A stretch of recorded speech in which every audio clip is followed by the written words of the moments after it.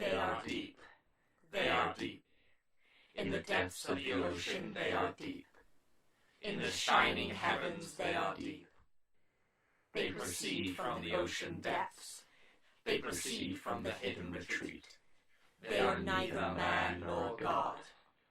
These which stretch themselves out like chains. They have no spouse. They beget no children. They are strangers to charity. They ignore prayer. They scoff at wishes. They are vermin that come forth from the depths of ye hardened.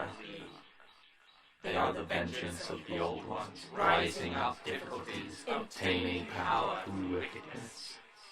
The old ones, the ancient ones, they are deep, we are deep.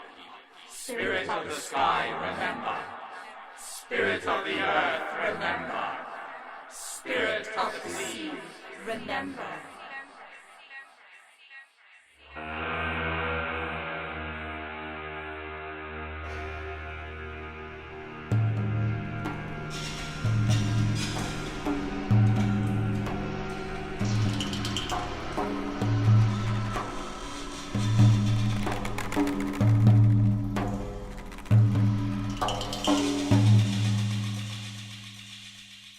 Father Dagon, written by Victoria Snaith, produced by Dreadfuls Theatre, and original soundtrack by Caesar. If you have enjoyed our podcast so far and would like us to make another season, please consider donating to Dreadfuls Theatre via Patreon or PayPal. Any amount is greatly appreciated. To find out how, visit dreadfulstheatre.com/podcasts. This is Episode 4, Obed Marsh. Have I ceased to age? Has time frozen my body, or do I just age more slowly now? I try to remember what my body was like when I was a young man, when the summers were long and the winter nights felt like they would never end. Time is so subjective. I remember my 2 youngest sons, twins, no more than 8 years old at the time, talking to one another. The first asked, "How long do you think morning break lasts?" And the other replied, "Oh, I reckon about 3 hours." When you have only lived 8 years, is it no wonder those 15 minutes should feel so long? I wonder at what speed time moves for them now that they're dead. I wonder if when I strangled them in their beds, if those last few moments of life were fast or slow. We throw the concept of time around like it's nothing at all. We ask questions like, "What's the time?" and remark on what a good time we had. Once upon a time I was a sea captain. I did that job for a long time, but time passed and it was time for a change. So when the time was right, I became someone else. I sold my soul, and now time stands still, whilst for everyone else, time goes on and on and on. From time to time, I wonder if I wasted my time on this endeavour. But then I remember that to become immortal and give myself over to the sea gods was just a matter of time, and if I could turn back the hands of time, just for a time, I would make the same decisions again. I have all the time in the world now.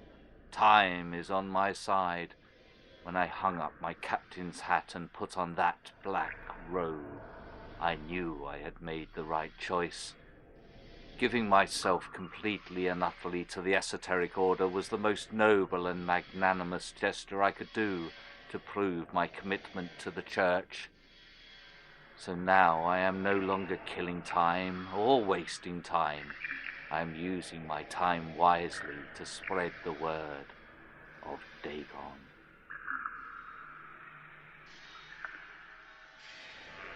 My family has lived in Innsmouth for generations, always working with the sea. We worked on fishing boats, the docks, in fishmongers and shops. Innsmouth used to be a grand town. with beautifully erected buildings lining quaint cobbled streets. It was a prosperous market town with a smart little school and beaches filled with stones ripe for skimming across the foam-topped waves. As time went by, the fishing industry dried up, the market stalls dwindled, and families long established began to move away. It was during this time that I captained a small fleet of ships and regularly had to leave my wife and son to voyage across the perilous seas in search of things to trade.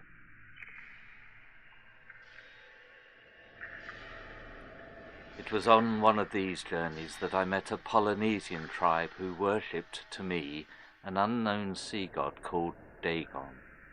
I visited this island numerous times and was on good terms with their leaders. I mentioned my tired fishing town, and they said they could help. They gave me jewels, pottery, talismans, and gold, all inscribed with strange and unknowable script. They said I could take the entirety of this bounty home to America to sell, along with a new wife, and an even stranger gift, the gift of immortality.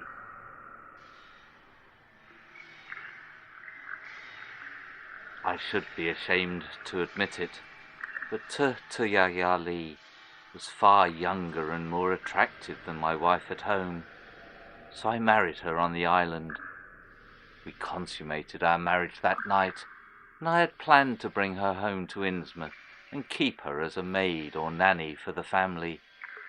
I had no plans to return to the little Polynesian island, and so her family would never know of what happened. As I said, I should be ashamed to admit this, but so much time has passed since then, and as they say, time heals all wounds.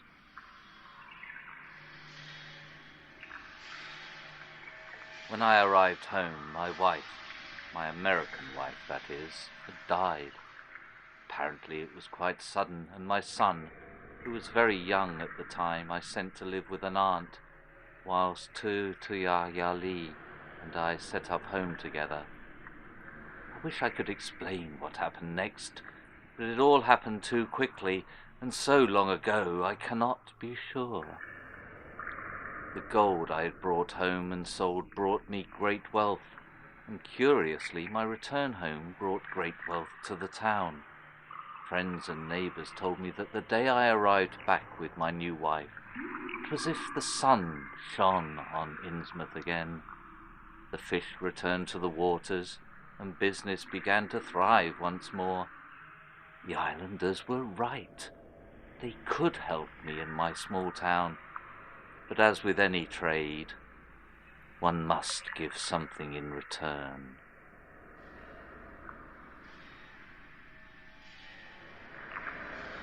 I didn't know. When I made the bargain, I didn't know. I didn't know that Dagon was real. I didn't know that it would need people. I didn't know that Dagon had a plan. My wife, my new wife, as beautiful and young as she was when we met, did not stay as such. Her eyes started to widen and bulge. The skin of her face began to sag into folds around the neck as though they were morphing into gills. When we first made love, I felt the soft foam of the ocean waves caress me, but later, as she changed, I felt the sting of the ocean salt burn my skin. I wish I could have left her, but she was part of me now, and I a part of Dagon's plan. Our children, the children we would have together, my daughter and twin boys, they too would change. Maybe not until adults, but they change. The sea would call them eventually, and they would answer. I watched over decades of immortality as my daughter and my daughter's children made love to these beasts of the sea, spreading Dagon's seed. Anyone that came to visit Innsmouth were left tainted by the growing number of them, My town, its inhabitants, with their webbed fingers, continue to seek out human mates.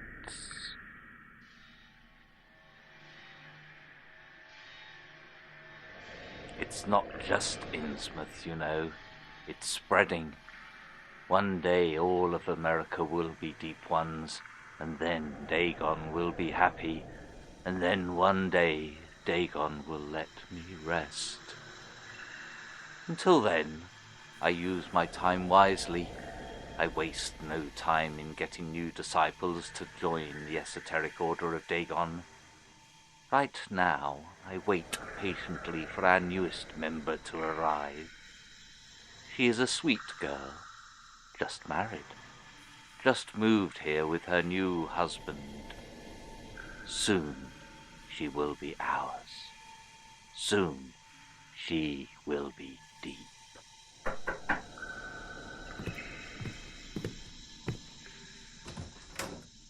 Reverend Marsh, am I too early? No, Ruth, you're just in time. You have been listening to Father Dagon, Episode 4, Obed Marsh. Hellish voices were performed by actual demons. Obed Marsh was performed by Hayden Davis, and Ruth Winters was performed by Catherine Brown. The soundtrack for Father Dagon was created by Caesar. Today's track is perfect for playing over and over again throughout the centuries as you live on in eternal torment.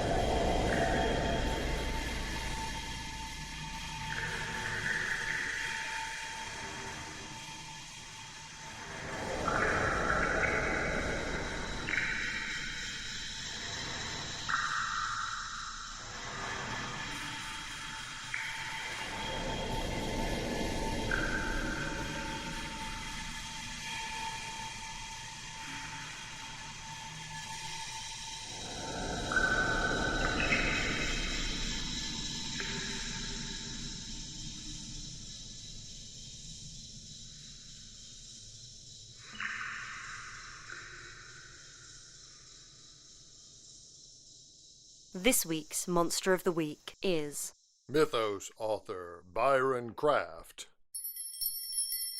In Greco-Roman tradition, Byron Craft. is a hybrid creature. It presents itself as a woman from the head to waist and a serpent below. An offspring of the gods Gaia and Tartarus, Byron Craft. is said to live in a cave where it emerges as men pass by, only showing its attractive human parts. When a man gets close enough, Byron Craft. embraces him, wrapping its serpent coils around his body, consuming him. Like the podcast, tweet at Victoria_DFT or at King Caesar.